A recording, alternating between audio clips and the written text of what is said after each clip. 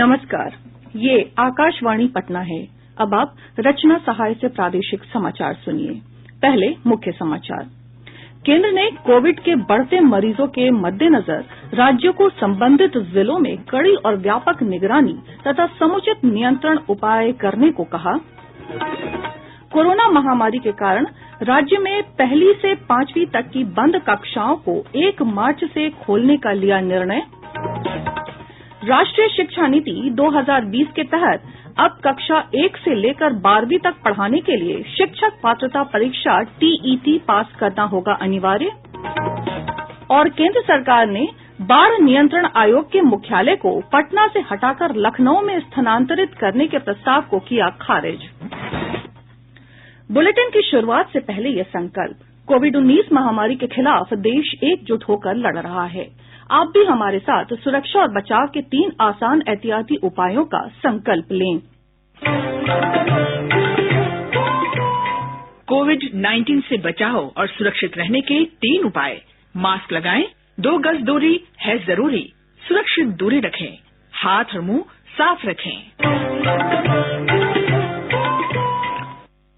अब समाचार विस्तार से। केंद्र सरकार ने कोविड मामलों में प्रतिदिन बढ़ोतरी का सामना कर रहे राज्यों को सलाह दी है कि वे संबंधित जिलों में कड़ी और व्यापक निगरानी के साथ-साथ कठोर नियंत्रण के लिए फिर से ध्यान केंद्रित करें। स्वास्थ्य मंत्रालय ने कहा है कि राष्ट्रीय औसत की तुलना में महाराष्ट्र, केरल, आंध्र प्रदेश, गोवा और चंडीगढ़ में कोविड के मरीजों की साप्ताहिक वृद्धि दर अधिक है। एक रिपोर्ट। कोविड महामारी को रोकने के लिए केंद्र सरकार ने राज्यों को आरटी-पीसीआर जांच का अनुपात बढ़ाने और साथ ही रैपिड एंटीजन टेस्ट में नकारात्मक रिपोर्ट वाले लोगों की फिर से आरटी-पीसीआर जांच करने के लिए कहा है। राज्यों को कोरोना के नए स्वरूप पर नियमित रूप से निगरानी रखने के साथ साथ कोविड मामलों के बढ़ते समूह पर नजर रखने की सलाह भी दी गई है। समाचार कक्ष से सौरभ अग्रवाल। प्रदेश में अब तक 38,774 स्वास्थ्य कर्मियों को कोरोना वैक्सीन की दूसरी खुराक दी गई। राज्य में अब तक 5,60,638 लोगों को ये वैक्सीन दी गई है। इस बीच प्रदेश में अब तक 2,60,030 रोगी कोरोना से ठीक हो चुके हैं। कोरोना से संक्रमण मुक्त होने की दर 99.22% है। राज्य में इसके मामले लगातार घट रहे हैं। फिलहाल इस संक्रमण से केवल 501 रोगी पीड़ित हैं। प्रदेश के 18 जिलों में कोरोना का कोई मरीज नहीं है।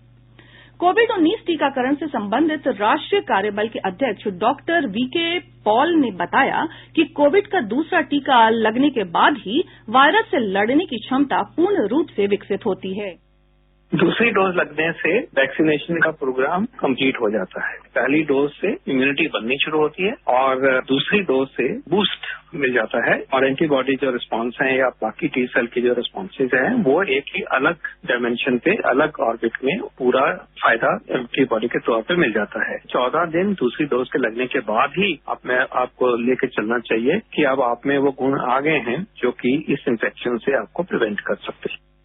मुख्यमंत्री नीतीश कुमार ने आज पटना में ई-संजीवनी टेली मेडिसिन सेवा का उद्घाटन किया। श्री कुमार ने कहा कि आने वाले समय में प्रत्येक स्वास्थ्य केंद्र पर यह उपलब्ध होगी। इस सेवा से लाभ लेने के लिए राज्य के सभी स्वास्थ्य केंद्र, जिला और अनुमंडल अस्पताल को इस सेवा से जोड़ दिया जाएगा। मार्च के अंत तक 3,000 स्वास्थ्य केंद्रों तक ई-संजीवनी की व्यवस्था होगी। आधिकारिक सूत्रों ने बताया कि इस सेवा से पूरे प्रदेश में सप्ताह में 3 दिन सुबह 9 बजे से दोपहर 2 बजे तक मरीजों को ऑनलाइन परामर्श दिया जाएगा। राज्य के ग्रामीण इलाकों और दूर दराज के मरीजों को वीडियो कॉन्फ्रेंसिंग के जरिए बड़े अस्पतालों के डॉक्टर चिकित्सीय सलाह देंगे। इसके अलावा मुख्यमंत्री ने वंडर ऐप की भी शुरुआत की। इस ऐप की मदद से एम्बुलेंस की ट्रैकिंग की जाएगी। आयोजित समारोह में उप मुख्यमंत्री तारकिशोर प्रसाद, रेणु देवी और स्वास्थ्य मंत्री मंगल पांडेय भी उपस्थित थे। रक्षा मंत्री राजनाथ सिंह ने आज नई दिल्ली में हुनर हाट का उद्घाटन किया। इस अवसर पर उन्होंने कहा कि Hunar Haat vocal for local पर जोर देती है, जो आत्मनिर्भर भारत का आधार है। श्री सिंह ने कहा कि हुनर हाट न केवल पारंपरिक कलाकारों और शिल्पकारों को समान मंच उपलब्ध कराती है, बल्कि देश की समृद्ध संस्कृति और परंपरा को भी दर्शाती है। बहनों भाइयों, नकवी जी ने यदि यह लगवाया न होता हुनर हाट, तो राजस्थान की दाल बाटी और चूरमा इतनी जो है प्रसिद्ध न हो पाती, उसको इतनी शोहरत हासिल न हो पाती। प्रधानमंत्री जी भी एक बार आए थे तो उन्होंने भी दाल बाटी चूरमा यहाँ का खाया। झारखंड का जो है हनी हंटर अब हनी हंटर ये गांव में बनता है। एक से एक कलाएं आपको देखने को मिलेंगे। इसलिए मैं आप सबसे कहूंगा कि परिवार के सदस्यों को भी इसको लाकर आप दिखाइए। श्री सिंह ने यह भी कहा कि ये हाट कलाकारों की कला और शिल्प को राष्ट्रीय और अंतर्राष्ट्रीय पहचान देने में महत्वपूर्ण भूमिका निभाती है। इससे उन्हें अपने उत्पादों का उचित मूल्य मिलता है। और ब्यौरा हमारे संवाददाता से। वोकल फॉर लोकल विषय पर आधारित हुनर हाट का आयोजन अल्पसंख्यक कार्य मंत्रालय द्वारा किया जा रहा है, जो 1 मार्च तक चलेगा। इसमें 31 से अधिक राज्यों और केंद्र शासित प्रदेशों के 600 से अधिक कारीगर और शिल्पकार भाग ले रहे हैं। बिहार, चंडीगढ़, छत्तीसगढ़, दिल्ली, गोवा, गुजरात, हरियाणा, हिमाचल प्रदेश, जम्मू कश्मीर, झारखंड, आंध्र प्रदेश, असम और पश्चिम बंगाल सहित अन्य राज्यों के कारीगर और शिल्पकार अपने अपने उत्तम स्वदेशी हस्त निर्मित उत्पादों का प्रदर्शन और बिक्री कर रहे हैं। हुनर हाट में पूरे देश से स्वदेशी हस्त निर्मित उत्पाद एक ही जगह पर उपलब्ध होंगे। हुनर हाट में आने वाले लोग बावर्ची खाना खंड में देश के हर क्षेत्र के पारंपरिक व्यंजनों का भी स्वाद ले सकेंगे। हुनर हाट में देश के सुप्रसिद्ध कलाकार विभिन्न सांस्कृतिक और संगीत कार्यक्रम भी प्रस्तुत करेंगे। जहां आने वाले लोगों को हुनर हाट में देश की विविधता में एकता की ताकत का अनुभव होगा। सुपर्णा सैकिया के साथ आनंद कुमार, आकाशवाणी समाचार। मुख्यमंत्री नीतीश कुमार ने कहा कि विशेष राज्य के दर्जा को लेकर नीति आयोग की बैठक में हमने अपनी बात प्रधानमंत्री के सामने रखा। पटना में संवाददाताओं को संबोधित करते हुए श्री कुमार ने कहा कि बिहार में बहुत काम हो रहे हैं और फिलहाल इसकी बहुत जरूरत है। जब से नीति आयोग की बैठक होती है उसमें समय समय पर जो कई चीजों की बात हम लोग करते रहे, हमारे अधिकारियों को तो जितनी बात कहनी थी वो कही थी और डिटेल इन सभी चीजों पर हम लोगों ने लिखित रूप से भी अपना विचार भेज दिया। वहीं मुख्यमंत्री ने बिजली दर पर बल देते हुए कहा कि केंद्र सरकार के प्लांटों के माध्यम से जो अलग अलग राज्यों में बिजली दी जाती है उसका दर अलग अलग है। इसके लिए एक नीति बननी चाहिए। बिजली के मामले में तो हमने भी सवाल उठाया और कई और चीजों के बारे में कुछ बातें हम लोगों ने कही कि इन सब चीजों पर ध्यान दिया जाना चाहिए। और बिजली का अगर सारे देश का एक ही रेट, हर लोगों का एक ही रेट दिया जाए किसी भी राज्य को, हम लोगों को ज्यादा पैसा लगता है तो ये सबसे अच्छा होगा। मुख्यमंत्री ने सोशल मीडिया के दुरुपयोग के संबंध में कहा कि कुछ लोग इसका दुरुपयोग करते हैं जो कि अनुचित है। इसलिए सोशल मीडिया का प्रयोग सकारात्मक रूप से करना चाहिए। प्रदेश में कक्षा 1 से 5 तक के सभी स्कूल 1 मार्च से खुलेंगे। कोरोना महामारी के कारण स्कूल पिछले वर्ष 14 मार्च से बंद हैं। इससे पहले कक्षा 9वीं से लेकर 12वीं तक के स्कूल 4 जनवरी से और कक्षा 6ठी से 8वीं तक के सभी स्कूल 8 फरवरी से खुल गए हैं। राज्य के मुख्य सचिव दीपक कुमार ने कहा कि स्कूलों को कोविड दिशा निर्देशों का पालन करना होगा। किसी भी बीमार शिक्षक या विद्यार्थी को स्कूल परिसर में प्रवेश की अनुमति नहीं होगी। प्रादेशिक समाचार आप आकाशवाणी पटना से सुन रहे हैं। राष्ट्रपति रामनाथ कोविंद ने कहा कि भारत के संविधान में सामाजिक न्याय, स्वतंत्रता, समानता और भाईचारे जैसे मूल्य गुरु रविदास के जीवन दर्शन के अनुरूप हैं। हमारे संविधान में उल्लिखित अनेक नीति निर्देशक तत्व, जिन्हें हम डायरेक्टिव प्रिंसिपल्स ऑफ स्टेट कहते हैं, उनके बारे में भी गुरु रविदास द्वारा सुझाए गए मार्ग का अनुसरण किया गया है। समान न्याय और निःशुल्क कानूनी सहायता, काम करने की मानवोचित व्यवस्था, श्रमिकों के लिए निर्वाह व मजदूरी, अनुसूचित जातियों, जनजातियों और अन्य दुर्बल वर्गों की शिक्षा व आर्थिक हितों से संबंधित नीति निर्देशक तत्वों में भी श्री गुरु रविदास जी द्वारा प्रसारित आदर्श परिलक्षित होते हैं। नई दिल्ली में आज गुरु रविदास विश्व महापीठ के राष्ट्रीय अधिवेशन को संबोधित करते हुए राष्ट्रपति ने कहा कि गुरु रविदास ने अपने समसामयिक समाज के कल्याण का मार्ग प्रशस्त करने के साथ साथ भावी पीढ़ियों के लिए भी उज्जवल भविष्य की व्यवस्था की। राष्ट्रपति ने कहा कि गुरु रविदास ने अपनी करुणा और प्रेम के दायरे से किसी भी व्यक्ति या वर्ग को बाहर नहीं रखा। प्रधानमंत्री नरेंद्र मोदी ने आज नई दिल्ली में भारतीय जनता पार्टी के राष्ट्रीय पदाधिकारियों की बैठक को संबोधित किया। पार्टी के राष्ट्रीय पदाधिकारियों के अलावा राज्य प्रभारी, प्रदेश अध्यक्ष और अन्य नेता भी बैठक में शामिल हुए। बैठक के बारे में जानकारी देते हुए भाजपा महासचिव अरुण सिंह ने बताया कि प्रधानमंत्री नरेंद्र मोदी और भाजपा अध्यक्ष जगत प्रकाश नड्डा ने बैठक के उद्घाटन सत्र को संबोधित किया। श्री सिंह ने बताया कि दिन भर चलने वाली इस बैठक में आत्मनिर्भर भारत अभियान, कृषि कानूनों तथा राज्य में होने वाले विधानसभा चुनावों पर भी चर्चा की गई।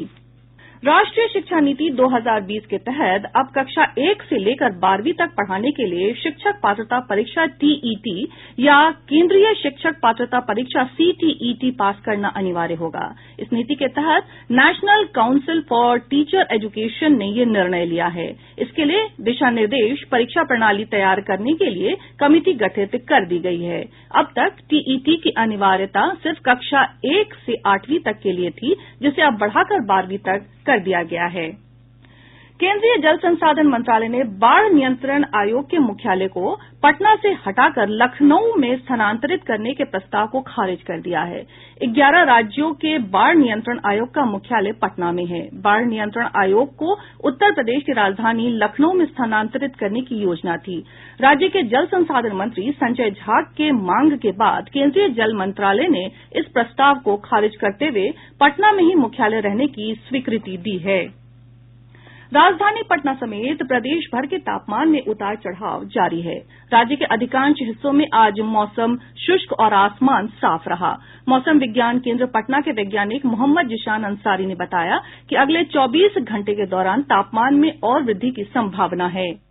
आज के प्राप्त संख्यात्मक मॉडल एवं उपग्रहीय तस्वीर से ज्ञात होता है कि प्रदेश भर में दक्षिण पश्चिमी एवं पश्चिमी हवा का प्रवाह अनवरत जारी है, जिसकी गति तकरीबन 5 से 10 किलोमीटर प्रति घंटे की है। इसके अलावा वर्तमान में कोई मौसमीय गतिविधि नजर नहीं आ रहा है। अगले 24 घंटों में प्रदेश का मौसम शुष्क एवं रात के तापमान में कोई बड़े बदलाव का आसार नहीं है।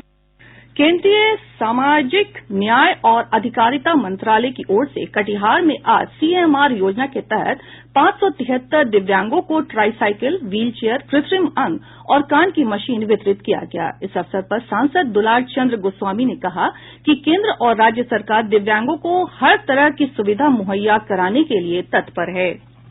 जमुई जिले का आज 30वां स्थापना दिवस मनाया गया। साथ ही स्वतंत्रता सेनानी श्री कृष्ण सिंह की जयंती मनाई गई। इस मौके पर विज्ञान और प्रौद्योगिकी मंत्री सुमित कुमार सिंह ने सरकार की ओर से किए जा रहे विकास कार्यों पर बल दिया। इस मौके पर विकास मेले का आयोजन किया गया। साथ ही कई खेलकूद प्रतियोगिताओं और सांस्कृतिक कार्यक्रम आयोजित किए गए। शेखपुरा जिले में आज 2 बाल श्रमिकों को बाल मजदूरी से मुक्त कराया गया। मुक्त कराए गए दोनों बाल श्रमिक ईंट भट्टे पर कार्य कर रहे थे। कटिहार जिले के कसरैला प्रखंड स्थित उत्तर वाहिनी गंगा त्रिमोहिनी संगम स्थल पर आज बच्चे और अभिभावक की ओर से सफाई अभियान चलाया गया। बक्सर जिले के नगर थाना क्षेत्र अंतर्गत चौसा रामगढ़ पथ पर एक तेज रफ्तार वाहन से टकरा जाने से एक व्यक्ति की मौत हो गई, जबकि 2 अन्य लोग गंभीर रूप से घायल हो गए। घायलों का स्थानीय अस्पताल में इलाज कराया जा रहा है। आज अंतर्राष्ट्रीय मातृभाषा दिवस है। वर्ष 1999 में आज के दिन संयुक्त राष्ट्र शैक्षणिक, वैज्ञानिक और सांस्कृतिक संगठन यूनेस्को ने 21 फरवरी को अंतर्राष्ट्रीय मातृभाषा दिवस के रूप में घोषित किया था। भारत में केंद्रीय शिक्षा मंत्रालय वर्ष 2015 से आज के दिन को मातृभाषा दिवस के रूप में मनाता आ रहा है। इस वर्ष के लिए थीम है शिक्षा और समाज में समावेशन के लिए बहुभाषिता को बढ़ावा देना। कल से 26 फरवरी तक हिमाचल प्रदेश के धर्मशाला में आयोजित होने वाले 35वें ऑल इंडिया पोस्टल बैडमिंटन प्रतियोगिता में बिहार टीम की घोषणा कर दी गई है। और अंत में मुख्य समाचार एक बार फिर। केंद्र ने कोविड के बढ़ते मरीजों के मद्देनजर राज्यों को संबंधित जिलों में कड़ी और व्यापक निगरानी तथा समुचित नियंत्रण उपाय करने को कहा। कोरोना महामारी के कारण राज्य में 1ली से 5वीं तक की बंद कक्षाओं को 1 मार्च से खोलने का लिया गया निर्णय। राष्ट्रीय शिक्षा नीति 2020 के तहत अब कक्षा 1 से 12 तक पढ़ाने के लिए शिक्षक पात्रता परीक्षा TET पास करना होगा अनिवार्य।